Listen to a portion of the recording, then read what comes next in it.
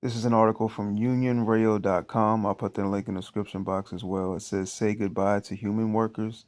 Amazon has introduced Vulcan, a robot with a sense of touch that is revolutionizing logistics. I want to give all praises, honor, and glory to Yahweh Bahashem Yahushai Bahashem Rachaha Kodash. Double honors to the head apostle, Nettles of Great Millstone, who rule well and teach well. Shalom to the elect. It says, we are sure that at some point you dreamed of a robot working for you. Well, that future is closer than you think. Amazon has developed a robot it has called Vulcan, a warehouse robot that has been equipped with a sense of touch. Yes, force sensors, cameras, and artificial intelligence make this robot capable of picking up and storing products with precision that until now was only possible with human hands. And Esau has put in movies and books and various different things in society years and years ago, which we still see today, to influence these people in accepting robotics and certain technologies, and even helping and aiding in creating these systems, creating artificial intelligence, robotics, these various different machineries, to their ignorance that was ultimately going to replace them. Okay? It says, what is Vulcan? Vulcan is Amazon's latest bet in works through artificial intelligence, which is AI, and they claim it has a sense of touch to recognize objects by contact, capable of picking up, moving, and storing products. And this is what these people do in these facilities, in these warehouse jobs. You're moving stuff, you're picking up stuff, you're analyzing certain information, you're making sure the line and certain products that are running through these production lines are going smoothly. Okay, storing products, inventory. So they have created a machine to do all the things that you are currently doing at these jobs in these warehouses. It says, while processing a large percentage of the inventory during real world tests, is Vulcan the end of human labor? Let me read that again, Salakia. It says, is Vulcan the end of human labor? Okay. So it's entering an era where, technology, artificial intelligence, robotics is going to be at the forefront of society as we know it, which we're really already there. You got 18 wheeler trucking companies that are all artificial intelligence. There's not a human that sits in the driver's seat. The 18-wheeler drives itself around and picks up loads, runs routes. China has a fully artificial intelligence, unmanned, mine, where all the mining trucks are programmed to do their job. So human truck drivers are no longer needed. You're seeing these various different robotic systems in these restaurants, these gas stations, and ultimately they're replacing you. These businesses, these companies no longer need the manpower that they needed in times prior, in times past. And this is going to keep moving forward because these robotics and artificial intelligence is saving these companies big money, and they don't have to deal with the day-to-day things that they have to deal with concerning dealing with a human, so to speak, right? These robots don't call out sick. These robots don't give no back talk. Okay. They don't have to pay out a 401k. They don't have to give you days off and times off, sick leave, paternity leave. All right. My car won't start. They ain't gonna have to fire a robot, man. Okay. They just put another program in them.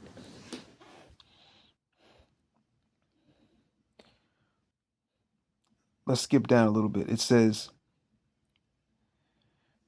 Vulcan already had predecessors capable of picking and moving items, but it is the first robot capable of feeling.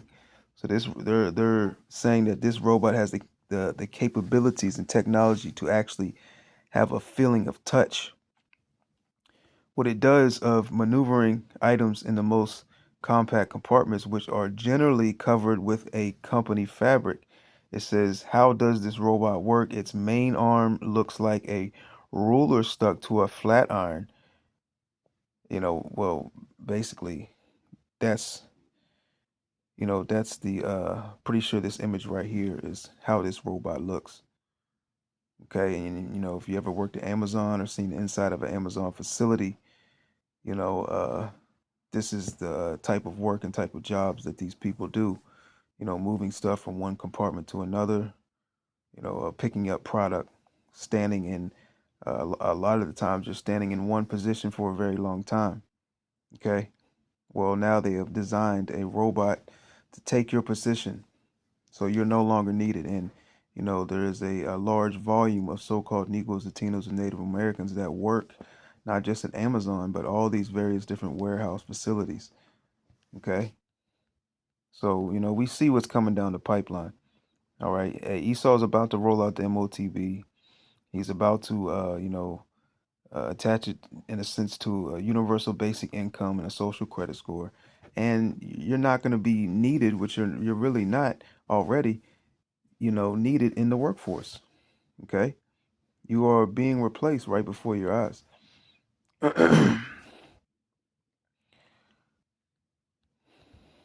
Let's skip down a little bit. I'm not going to read that part. It says, and it learns from its mistakes. Maybe this is what stands out most about Vulcan. It learns from mistakes and understands how objects behave when touched. So it's a learning robot going into its artificial intelligence. It says when an object falls, gets stuck, or is not recognized, the system logs that error so it doesn't happen again. So, hey, a future without workers. And this is where these various different companies and businesses and the job workforce is headed. All right, it's headed to a humanless, a humanless system, so to speak. Okay, where there's little to no manpower on the scene. Really, you just have one or two people who overlook and make sure operations are running as they should and correctly. Okay. Maybe someone to tend to the robot, all its parts, make sure everything's, computed and working orderly, right? It says a future without workers is what we always fear, even though we always complain about working. We forgive ourselves the double standard for now. Many fear that Vulcan will become a reality and expand so much that no more workers will be needed. Well, it's not just Vulcan, this is all across, the job and the workforce. Okay. This is from military jobs to your fast food restaurants to your gas stations, okay, to your grocery stores. All right, this is all over the spectrum. To your police officers. Okay, it says uh, considering Amazon has more than 1.5 million employees worldwide, although that number has already dropped by 10% since 2022 due to automation. So Amazon's seeking to replace a good chunk of that 1.5 million employees.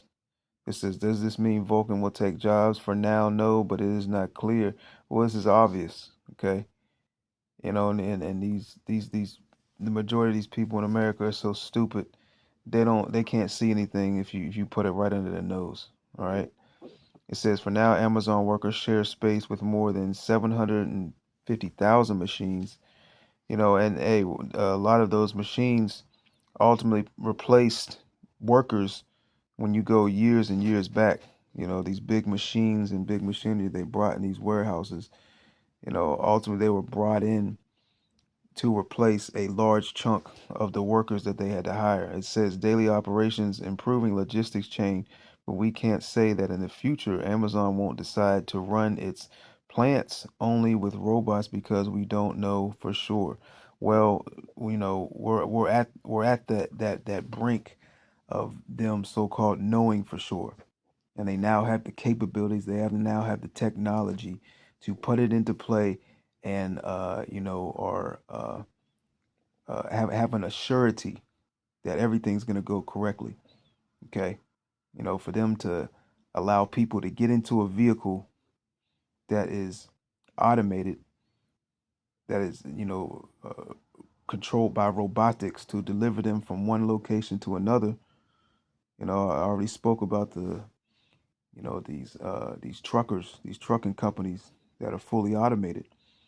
For them to unleash a very, very large truck onto the highways and these back roads where people drive, where people, carry their loved ones and their families in vehicles and move around Babylon the Great. That shows of their assurity, their trials and their testing, and they've came to a point where, okay, this is safe, this is efficient, and we now have the capabilities to do this. Okay.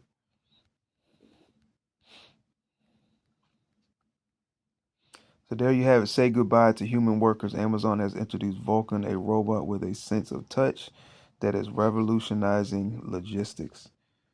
Okay, and as we see in this day and age that we live in, and as society is heading to, everything is going digital.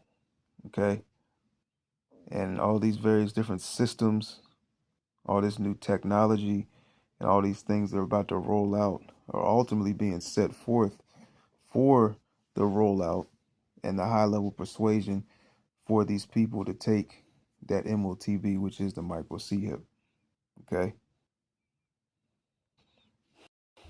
And we're at the end of this thing. If you can't see that we're at the end of this thing, then hey man, a Yao Bashim Yahweh just ain't dealing with you. Okay?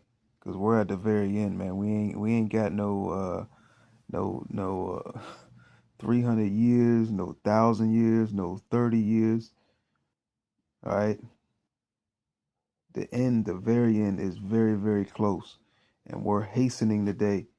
Okay. We're hastening for the day of and the return of our Lord Yahweh Shai. Let's get a precept real quick.